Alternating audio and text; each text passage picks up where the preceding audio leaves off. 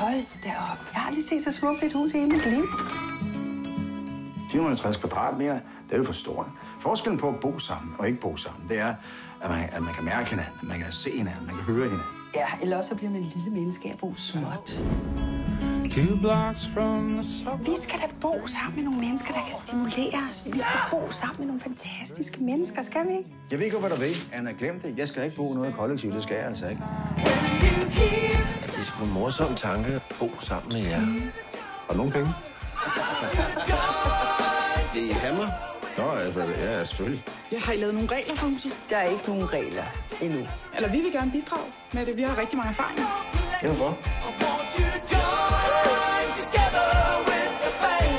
Hvad?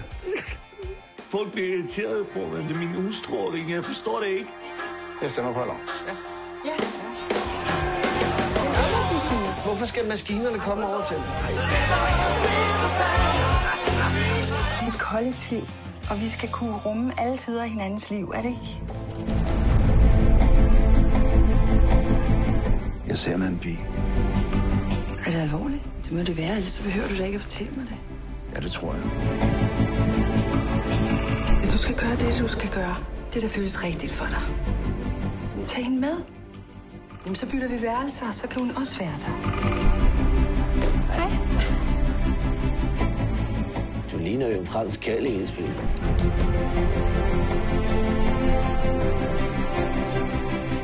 Jeg har været sammen i 15 år, så jeg forstår godt, hun går i stykker. Jeg sidder i et hul i mit eget hus og forsøger at arbejde, men jeg skal forholde mig til nogle kvindeproblemer hele tiden.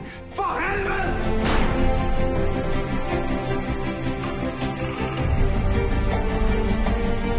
Nå, det første er resten af livet, tror jeg. I skal ikke bestemme, hvordan jeg skal leve mit liv. Det skal jeg ikke. Det er mit hus. Ja, men du har... Det er mit hus! Du har givet det her hus til fællesskabet, Erik.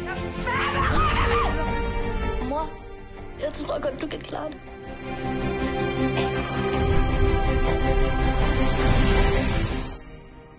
Hej, Erik. Hej, Anna. Så er det så langt.